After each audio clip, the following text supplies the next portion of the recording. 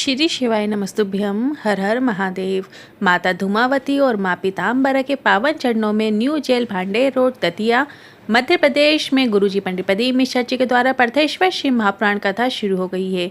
ये 5 दिवसीय शिव महापुराण कथा 10 अगस्त से 14 अगस्त तक चलने वाली है, जिसका समय दोपहर में 1 बजे से 4 बजे तक है, जिसका आनंद आप आस्था और YouTube के माध्यम से प्राप्त कर रहे हैं। आज की कथा बहुत ही अधिक रोचक जानकारियों से भरपूर थी और आज गुरुजी ने भारतीय सिनेमा में मूवी में कैसे भगवानों का मजाक उड़ाया जा रहा है, उस पर गुरुजी ने क्या कहा वो हम आपको बताने वाले हैं। साथ ही आज गुरुजी प्रदोष का बिल्कुल नया उपाय बता दिए हैं, जिसे आप 13 अगस्त सावन अधिक मास की प्रदोष तिथि में करके अधिक से अधिक लाभ प्राप्त कर सकते हैं।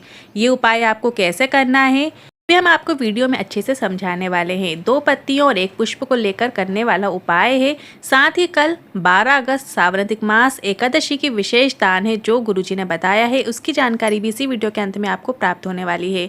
आज 11 अगस्त की कथा में गुरुजी ने 18 उपाय पत्र उपयोगी जानकारियाँ दी हैं। सभी की जानकारी आपको इसी वीडियो के माध्यम से देंगे। किसी कारणवश यदि आपने आज की कथा नहीं सुनी है तो पूरी कथा का रास्ता तो आपको एक छोटे से वीडियो से प्राप्त हो जाएगा। पिछले वीडियो में हमने आपसे एक प्रश्न किया था, सबसे पहले शिवलिंग पर ब्रह्म कमल किसने अर्पित किया था, तो जिसका सही उत्तर है बी, विष्णु जी ने। और आज का प्रश्न इस प्रकार है, गंगा का वाहन क्या है, जिसके ऑप्शंस इस प्रकार हैं, ए हंस, बी शेर, सी कमल पुष्प, डी मगरमच्छ। आप इस प्रश्न का उत्तर कमेंट के जरिए हमें भेज सकते हैं और हम इस प्रश्न का उत्तर कल के वीडियो में आपको बताएंगे। पढ़ते हैं आज की कथा की पहली जानकारी की ओर। कल किसी ने एक पत्र में लिखकर भेजा जिसमें लिखा था, शिव महापुराण कथा में जाओ तो चप्पल जूते पहनकर मत जाओ। तो इस पर आप क्या कहना चाह रहे हैं? तो इस पर गुरुजी ने कहा, कथा में जाओ तो जूता चप्पल पहनकर जाओ चलेगा, पर कथा में जाओ पर अभिमान अहंकार लेकर मत जाओ, क्योंकि अगर आप जूता चप्पल उतार भी दोगे पर आपसे आपका अभिमान अभिमतता अहंकार नहीं छूटेगा तो सब व्यर्थ है। बढ़ते हैं आज की कथा की दूसरी जानकारी की ओर। कोई कहेगा सावन भर हम भूमि में सोएंगे, कोई कहेगा सावन भर हम चप्पल नहीं पहनेंगे, कोई कहेगा सावन भर हम बाल नहीं कटाएंगे, कहेगा हम दाढ़ी नहीं कटाएंगे, तो कोई कहेगा हम सावन भर एक टाइम भोजन करके निकालेंगे। तो इस पर गुरुजी ने कहा, नियम लो, नियम लेने से कोई मना नहीं कर रहा है, नियम लेना भी अच्छी बात है, पर आपको एक संकल्प और सावन में लेना चाहिए कि जब भी मैं मंदिर जाऊंगी या शिव महापुराण कथा में जाऊंगी या कोई धार्मिक स्थल में जाऊंगी तो वहां पर किसी की निंदा नहीं करूंगी। बढ़ते हैं आज की कथा की तीसरी जानकारी की ओर। अहंकार अभिमान जितना नीचे होगा उतना आप उन्नति की सीढ़ियों पर चढ़ते चले जाओगे। बढ़ते हैं आज की कथा की चौथी जानकारी की ओर। लक्ष्मी जी, पार्वती जी और सरस्वती जी, इन तीनों में प्रबल अंतर क्या है? लक्ष्मी जी के पास जो जाता है माता उन्हें धन प्रदान कर देती हैं, दौलत दे देती हैं। सरस्वती जी के पास जाओगे तो सरस्वती माता उन्हें ज्ञान प्रदान कर देती हैं। और माता पार्वती के पास जो जाता है माता अन्नपूर्णा उसे बिना खिलाए पिलाए कैलाश से भेजती ही नहीं है। बढ़ते हैं आज की कथा की पांचवी जानकारी की ओर। भगवान जब आपको वैभव दें, तरक्की दें, सत्ता दें तो आपको अहंकार में नहीं फूल जाना है, क्योंकि अगर आप ऐसा कर लेते हैं तो आप स्वयं अपने जीवन को नष्ट कर लेते हैं। बढ़ते हैं आज की कथा की छठवीं जानकारी की ओर। शालिनी चौहान जी खंडवा से पत्र लेकर आई। मेरे पापा की तबीयत बहुत खराब हो चुकी थी, डॉक्टर ने कह दिया था कि वो कुछ दिनों के मेहमान हैं, उनके गले में कैंसर हो गया था और मैंने पापा के लिए 1 लोटा जल चढ़ाना शुरू किया और कहा मेरे बेटे की शादी में पापा आए, और बाबा की कृपा से पापा ठीक होकर मेरे बेटे की शादी में आए। उसी का आभार व्यक्त करने कथा पंडाल में आई हूँ। बढ़ते हैं आज की कथा की 7वीं जानकारी की ओर। सना चौहान जी पत्र लेकर आई। मेरी बेटी 4 साल से नौकरी के लिए एग्जाम दे रही थी, 1 या 2 नंबर से रह जाती थी। मैंने कहा भोलेनाथ के मंदिर में जाकर 1 लोटा जल चढ़ाना शुरू करो। बेटी ने कहा लोग क्या कहेंगे? मैंने कहा दूसरों की मत सोचो।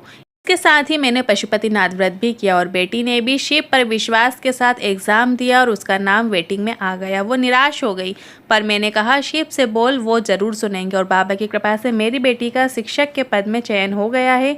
उसी का आभार व्यक्त करने कथा पंडाल में आई हूँ। बढ़ते हैं आज की कथा की 8वीं जानकारी की ओर। प्रेम और भ्रम में बहुत बड़ा अंतर होता है। प्रेम भगवान के करीब ले जाता है और भ्रम तुम्हें भगवान से दूर कर देता है।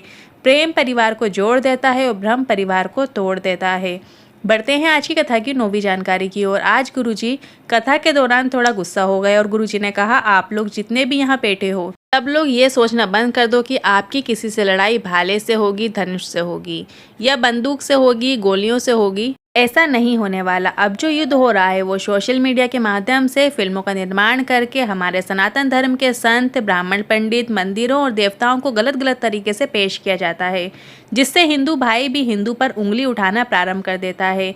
ऐसी फिल्में बन रही हैं जिसमें हमारे संत, ब्राह्मण और देवताओं को गलत दिखाया जाता है, जिसे देखने के बाद देखने वाला हमारे संत, ब्राह्मण और देवताओं से दूर होता चला जाता है और उंगली उठाने लगता है। इसके बाद गुरुजी ने कहा, एक फिल्म बनी है जिसे शंकर भगवान को कचौड़ी मांगते हुए दिखाया गया है। देवादिदेव महादेव को तुम कचौड़ी मांगते हुए दिखा रहे हो, देवादिदेव महादेव को तुम भीख मांगते हुए दिखा रहे हो। इसके बाद गुरुजी ने कहा, हमारी कथाओं में भी हम कई बार लोग कृष्ण का, राम का, शंकर का या कोई भी भगवान का वेश रखते हुए नाचते दिखाई देते हैं, तो हम कैमरे वाले को बोल देते हैं तुम कैमरे में इन्हें मत दिखाना, क्योंकि हमारे भगवान आपके मनोरंजन के लिए नहीं है, तुम्हारे जीवन के अहंकार के भजन के लिए है। अब गुरुजी ने यहाँ पे जिस कचौड़ी वाले सीन का जिक्र किया है उस मूवी का नाम तो नहीं बताया है, पर हम आपको बता दें, अभी हाल ही में रिलीज हुई ओ माई गॉड 2 मूवी के ट्रेलर में ऐसा सीन देखने को मिलता है। बढ़ते हैं आज की कथा की 10वीं जानकारी की ओर। गुरुजी ने कहा, यह कथा दतिया में नहीं होने वाली थी, पर एक फिल्म आई थी जिसका विरोध नरोत्तम मिश्रा जी ने किया था और वो जानकारी हमें मिली तो हमने उनका समर्थन करते हुए कह दिया ये कथा दतिया में दे दो। अब गुरुजी ने यहाँ पर नरोत्तम मिश्रा जी के जिस मूवी को लेकर आपत्ति उठाई, आदि पुरुष मूवी की बात थी। बढ़ते हैं आज की कथा की 11वीं जानकारी की ओर। कल्पना गुप्ता जी पत्र लेकर आए। मेरे बेटे की जान भोले बाबा ने बचाई है। मेरे बेटे को रात को सोते समय अचानक दर्द हुआ, डॉक्टर को दिखाया तो डॉक्टर ने लीवर में फोड़ा बता दिया था जो मवाद से भरा हुआ था। अब लीवर किडनी में उसका असर पड़ गया। हमने डॉक्टर से दवाई लेकर आ गए और 1 हफ्ते का समय लेकर आ गए, उसके बाद ऑपरेशन करा लेंगे ऐसा कह दिया। इसके बाद शिवलिंग पर जल चढ़वाते और बेटे को उस जल का आचमन करवा देते और बेलपत्र दे देते और 1 हफ्ते के बाद जब जांच कराई तो उसका फोड़ा और लीवर किडनी के पास सब कुछ समाप्त हो गया था। उसी का आभार व्यक्त करने कथा पंडाल में आए हैं। बढ़ते हैं आज की कथा की 12वीं जानकारी की ओर। गुरुजी ने कहा, एक पत्र में माता जी ने लिखा है, गुरुजी आप दोगले बहुत हो। मानवी जी ने पत्र लेकर आई। मैं रोज शिव जी पर जल चढ़ाती हूँ, बाबा का रोज भजन करती हूँ, बाबा की बहुत कृपा है। 20 साल से किराए के मकान में रह रही हूँ क्योंकि पापा की इतनी इनकम नहीं थी कि खुद का मकान ले पाए, और अब खुद का मकान हो गया है, उसी का आभार व्यक्त करना चाहते हैं। पर गुरुजी आप बहुत दोगले हो। आपकी सब जगह कथा, यूपी में, छत्तीसगढ़ में, महाराष्ट्र में जहाँ पर भी कथा करते हो वहाँ 7 दिन की कथा करते हो, और हमारे एमपी में जब भी कथा करते हो 5 दिन की कथा करते हो। इसके बाद गुरुजी ने कहा, ये तो बाबा की इच्छा है, जब जहाँ जितने दिन की कथा हो जाए। बढ़ते हैं आज की कथा की 13वीं जानकारी की ओर। अगर आपसे कोई कह रहा है कि भोलेनाथ पर 51 या 108 लीटर दूध चढ़ाओगे तो भोलेनाथ आपकी कामना पूरी करेंगे, तो ये समझ लेना वो बहुत बड़ा झूठा है, क्योंकि शिव महापुराण की कथा कहती है अगर आप आधी चम्मच भी दूध शिव जी पे चढ़ाते हो या आधी चम्मच का भी आधी चम्मच दूध शिव जी पर चढ़ाते हो या 1 बूंद दूध भी अपने जल कलश के अंदर डालकर वो जल आप शिवलिंग पर चढ़ा देते हो तो भी भोलेनाथ आप पर प्रसन्न हो जाते हैं। बढ़ते हैं आज की कथा की 12वीं जानकारी की ओर। अगर आप सोमवार का व्रत करते हैं, पशुपतिनाथ व्रत रखते हैं, 16 सोमवार व्रत करते हैं और आपकी मनोकामना पूरी नहीं हुई है, तो ऐसा बिल्कुल नहीं सोचना है कि अब मैं व्रत नहीं करूँगी, मंदिर नहीं जाऊँगी, जल नहीं चढ़ाऊँगी, बल्कि आपको ऐसा सोचना है मेरे से ही कोई गलती हो गई है जो बाबा नहीं सुन रहे हैं, फिर से अच्छे से रखूंगी, बाबा इस बार जरूर सुनेंगे, ऐसा विश्वास भोलेनाथ के प्रति आपका होना चाहिए।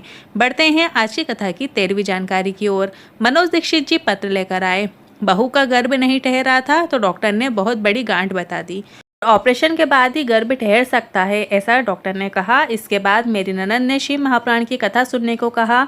मैंने अपनी बहू से सफ़ेद आकड़ी की जड़ वाला उपाय करवाया और बहू का गर्भ ठहर गया है। और इसके बाद बहू 5वें महीने में सीढ़ी से पेट के बल गिर गई। डॉक्टर ने निकालने की कह दिया और जब भी जांच कराने जाते तो सब जांच में बच्चा खराब ही बताया जा रहा था। हम भी भोलेनाथ पर जल चढ़ाकर उसका आचमन करते रहे और जब समय आया तो बहू ने बेटे को जन्म दिया और वो पूरी तरह से स्वस्थ है। उसी का आभार व्यक्त करने कथा पंडाल में आए हैं। बढ़ते हैं आज की कथा की 14वीं जानकारी की ओर। चंद्रदेव ने कहा, भोलेनाथ मुझे आपके दर्शन नहीं हुए, तो भोलेनाथ ने कहा, भूल से भी अगर कोई पार्थिव शिवलिंग का निर्माण करके पूजन कर लेता है उसे काशी धाम, केदार धाम आने का फल प्राप्त हो जाता है। बढ़ते हैं आज की कथा की 15वीं जानकारी की ओर। हरतालिका तीज के अवसर पर गुरुजी ने की जो कथा रहेगी 15 सितंबर से 21 सितंबर हरतालिका शिव महापुराण कथा का आयोजन PWD मैदान सांगवी पुणे महाराष्ट्र में होगी। बढ़ते हैं आज की कथा की 16वीं जानकारी की ओर। 7 लोगों की निंदा करने वाला मरे के तुल्य है। गुरुजी ने कहा है, जो भगवान शंकर की निंदा करने वाला होता है वो मरे के समान है। जो पुराणों की निंदा करने वाला होता है वो भी मरे के तुल्य है। जो भगवत भजन की निंदा करने वाला होता है वो भी मरे के तुल्य है। जो शिवालय की निंदा करता है वो भी मरे के तुल्य है। इसके बाद गुरुजी ने कहा, संत महात्मा ब्राह्मण गुरुजन की निंदा करने वाला भी मरे के तुल्य होता है। बढ़ते हैं आज की कथा की 17वीं जानकारी की ओर। आज की कथा में गुरुजी ने बिल्कुल नया उपाय बताया है। आज गुरुजी ने विषम परिस्थिति में करने वाले उपाय के बारे में बताया है। साथ ही अगर आपका कोई अटका हुआ कार्य है उसे पूर्ण करवाने के लिए भी गुरुजी ने बताया है।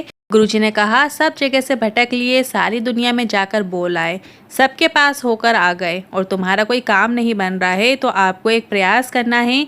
एक बेलपत्र, एक शमी पत्र और एक कनेर का पुष्प लेना है। देवादेव महादेव को जल चढ़ा दीजिए, समर्पित कर दीजिए। इसके बाद शिवलिंग पर आपको एक बेलपत्र अर्पित करना है, एक शमी पत्र अर्पित करना है और एक कनेर का पुष्प अर्पित करना है। 2 या 3 प्रदोष निकलेगी, बाबा आपकी झोली खुशियों से भर देंगे। ये निश्चितता है। ये उपाय आप 2 या 3 प्रदोष जरूर कीजिएगा और अधिक फल प्राप्ति के लिए ये उपाय करने का मौका आपको 13 अगस्त सावन अधिक मास प्रदोष में करना ही है। बढ़ते हैं आज की कथा की 18वीं जानकारी की ओर। सावन अधिक मास का महीना चल रहा है और हर दिन का एक विशेष दान बताया गया है। कल 12 अगस्त दिन शनिवार का है और तिथि 11 की है। तो इस दिन आपको किसी सौभाग्यवती नारी को सुहाग का सामान दान करना है। सुहाग के सामान में जो आप दान करना चाहें वो दान कर सकते हैं। जो भी आप सुहाग का सामान दान कर रहे हैं आपको बांस की डलिया के अंदर रखकर ही दान करना है। इस बात का आपको ध्यान रखना है। आज के इन उपायों से लेकर में कोई सवाल है तो कमेंट बॉक्स के जरिए पूछ सकते हैं। वीडियो थोड़ा भी उपयोगी लगा हो तो वीडियो को लाइक करके चैनल को सब्सक्राइब जरूर कीजिएगा। हर हर महादेव।